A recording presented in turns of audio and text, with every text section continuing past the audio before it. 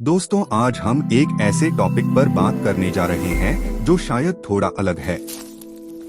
ऐसा इसलिए क्योंकि दरअसल सदियों पहले जब हमको लाल ग्रह यानी कि मंगल के अस्तित्व का पता चला, सबको लगा कि शायद ये एलियन से भरा होगा या फिर शायद यहाँ जीवन तो होगा ही। इस सोच ने साइंटिस्ट और आम लोगों को अपनी ओर आकर्षित किया। कुछ ने तो इंटेलिजेंट सभ्यता से भरे जीवन के आकार की भी कल्पना की, तो कुछ ने वनस्पति या फिर संवेदनशील पौधों की, और कुछ लोगों ने अजीब वनस्पतियों और जीवों के गहरे रंग के बारे में सोचना शुरू कर दिया। उसी उम्मीद के साथ नासा ने अपने नए रोवर्स के साथ साथ कुछ तकनीकी रूप से सोफिस्टिकेटेड स्पेसक्राफ्ट की मदद से नासा ने इस पुराने सवाल में से एक का जवाब ढूंढना शुरू किया। जिसके बाद नासा के सामने सवाल था कि क्या पृथ्वी के अलावा कहीं और भी जीवन है। ऐसे में क्या हो अगर हमें जिंदा या प्राचीन एलियंस के सबूत मिले। तो नमस्कार दोस्तों, मैं हूं अया और आप सभी का स्वागत है हमारे द फैक्ट चैनल पर। आगे चलने से पहले हम एक ही रिक्वेस्ट करते हैं कि प्लीज चैनल को लाइक एंड सब्सक्राइब जरूर करें। तो दोस्तों, नासा के इस रिसर्च में पता चला कि मौजूदा मंगल की जगह सही नहीं, कम से कम रहने के लिए तो बिल्कुल भी नहीं। धूल भरे वातावरण और बिना मैग्नेटिक फील्ड का ये ग्रह बहुत ठंडी और सुखी हुई है। इसकी सतह रेडिएशन से भरी है, लेकिन बिलियन साल पहले ये ग्रह शायद प्राचीन झीलों और पोषक मिट्टी युक्त गर्म और पानी से भरा था। दोस्तों, आज न सिर्फ नासा बल्कि कई प्राइवेट कंपनीज मंगल यात्रा के लिए निवेश कर चुके हैं। इनमें से एक है स्पेस एक्स, जिसका मकसद है कि साल 2030 तक हम इंसानों को मंगल पर भेजना और आखिर में इस डेढ़ परे लाल ग्रह पर रहने लायक एक वातावरण को फिर से स्थापित करना। साइंटिस्ट के लिए यह एक एक्स्ट्रा टेरेस्ट्रियल लाइफ की खोज में मंगल उम्मीद की किरण बना है। सालों से हो रहे कई ऑब्जर्वेशंस ने हमें यहाँ पर जीवन होने का इशारा दिया है। हालांकि हमारे मन में एक सवाल आता है कि क्या हम अकेले हैं? तो इसका जवाब है शायद नहीं, और इसका सबूत हमारे पड़ोसी ग्रह के पास है, जो एलियंस के लिए जंक्शन हो सकता है, जो अक्सर पृथ्वी पर देखे जाते हैं। कम से कम सरे सबूत खुद इसकी गवाही देता है। साल 1976 में नासा के ट्विन विकी लैंडर्स मंगल तक पहुंचा इस सवाल का जवाब ढूंढने के लिए कि क्या लाल ग्रह पर जीवन है या फिर नहीं। इसका जवाब ढूंढने के लिए गिलबर्ट लेविन ने एक रिसर्च शुरू किया, तो उनको इसके इंस्ट्रूमेंट के दोनों जगहों से पॉजिटिव रिस्पांस मिलने लगे। उसके बाद साल 1997 में लेविन ने निष्कर्ष निकाला कि एक एक्सपेरिमेंट ने मंगल पर जीवन होने का पता लगाया था, और तब से उन्होंने इस बात का समर्थन किया। अब वाइकिंग लैंडिंग के 4 दशक से ज्यादा वक्त बाद मंगल के बारे में ज्यादा जानकारी के साथ उनका मानना है कि नासा ने वाइकिंग लैंडर्स के नतीजों को ठीक से फॉलो नहीं किया। हाल के एक टॉक शो में उन्होंने कहा, मुझे यकीन है कि नासा जानता है कि मंगल ग्रह पर जीवन है। वहीं एक दूसरे रिसर्चर जियो माइक्रोबायोलॉजिस्ट बेरी डिग्रेगरो का दावा है कि अंतरिक्ष एजेंसी मंगल पर एलियंस को कवर कर रही है। वो एलियन जो इससे पहले मिशन के दौरान मिले थे, उनको यकीन है कि इस खोज को एजेंसी ने ग्रह पर मानव युक्त मिशन की योजना की वजह से नजरअंदाज किया होगा। इस बीच नासा ने इमेजेस में दिखने वाले शेप को रॉक क्रिस्टल के रूप में एनालाइज किया। डिग्रेगरो गोरिया, जो पृथ्वी की मिट्टी में माइक्रोस्कोपिक लाइफ की स्टडी में माहिर हैं, उनका कहना है कि क्यूरोसिटी रोवर की इमेज में पैटर्न ओत्रिवीन ड्रस माइक्रोस्कोपी जीवाश्मों की तरह है, जो उन्होंने पृथ्वी से खींचे थे, जिसमें सॉफ्ट बॉडी लाइफ फॉर्म के सबूत हैं। लेकिन मंगल पर मौजूद एलियंस का क्या? कई सालों से नासा ने रोवर की लाइव स्ट्रीम के फोटोग्राफ से लेकर वीडियोस तक की मदद से मंगल की कई तस्वीरें जमा की। दक्षिण अफ्रीका के शोधकर्ता ने इसके कुछ हिस्सों की छानबीन की और 2006 में इसमें से कुछ अजीब चीजों का खुलासा किया, जो यूएफओ की तरह था और लाल ग्रह पर दुर्घटनाग्रस्त हो गया। जिन वार्ड ने जब मास रिकॉनेसेंस ऑर्बिटर द्वारा लिए गए फुटेज को देखा, तो उन्होंने कैंडर चश्मे के नीचे कुछ अजीब देखा। मंगल के वेल्स मैरीन सिस्टम में एक बड़ी घाटी जिसे ग्रैंड कैनियन के ग्रह से ठीक समान बताया जाता है। दरअसल इसे सौर मंडल में सबसे बड़ी जानी मानी घाटी माना जाता है, जिससे इस पर फोकस किया, जिसे उन्होंने अजीब खाई नाम दिया। खाई के आखिर में एक परफेक्ट डिस्क है जो ज्यादातर सैंड और मलबे से ढकी है, और इसके पीछे रैंडम ड्यून्स हमारे पास है। वार्ड ने नोट किया, ऐसा लगता है कि एक डिस्क के आकार का क्राफ्ट या चीज बहुत लो एंगल पर आई और मंगल की सतह पर दुर्घटनाग्रस्त हो गई और पीछे मलबा छोड़ दिया। वो भी डिस्क के आकार की क्राफ्ट या कोई चीज पर जूम करते हैं और अनुमान लगाते हैं कि इसका साइज 40 से 50 फीट है, जो कि खाई के चौड़ाई के बराबर होने का इशारा भी करती है।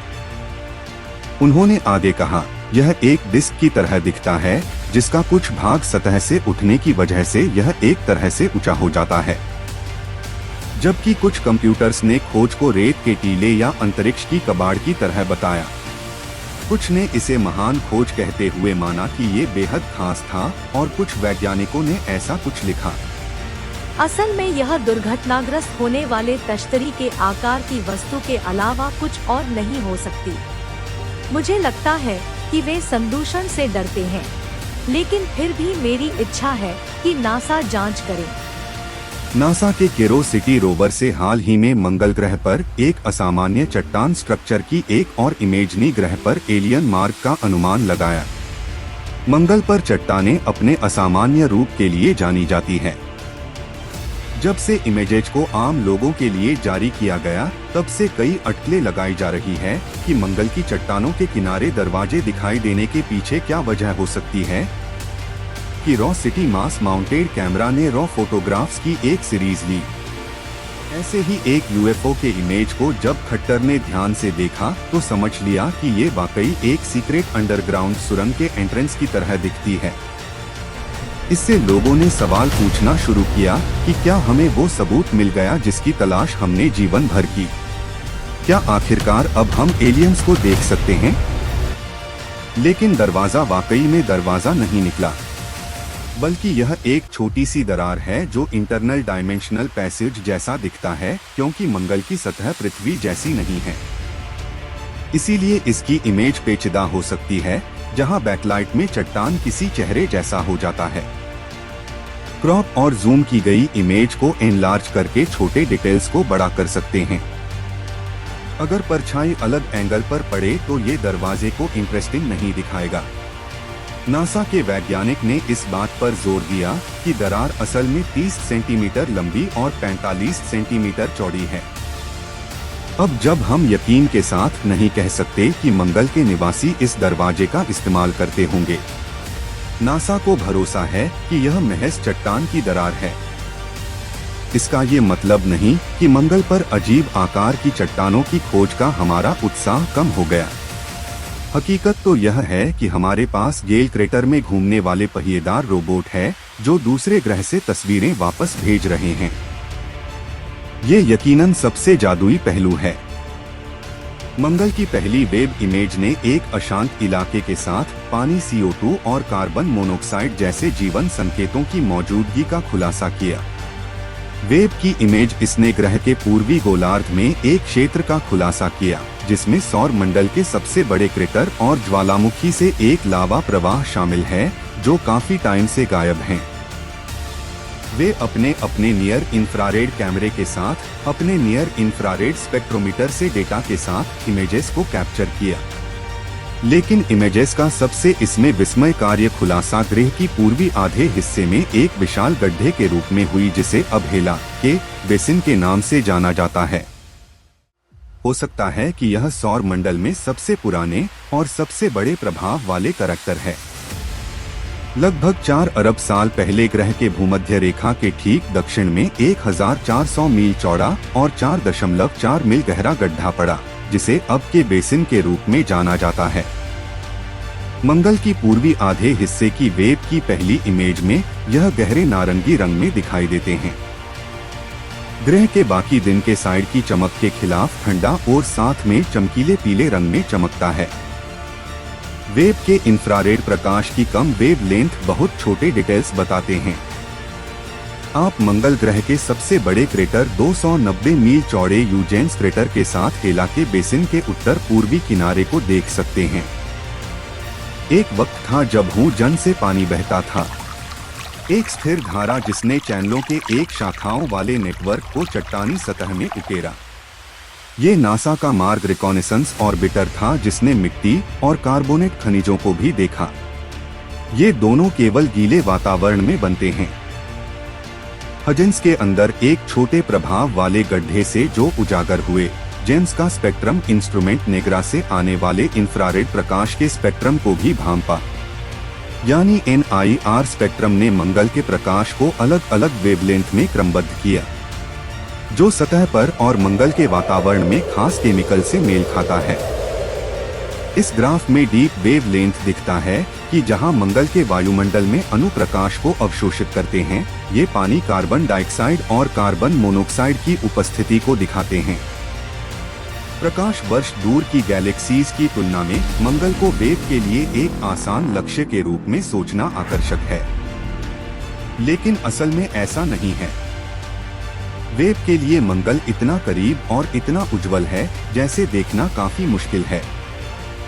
ये ऐसा है जैसे अपने फोन को ठीक अपनी आंखों के सामने पकड़कर देखना, लेकिन फिर भी इसने इस ग्रह और इसके इतिहास के बारे में हमारी समझ को आगे बढ़ाते हुए बेहतरीन काम कर दिखाया है।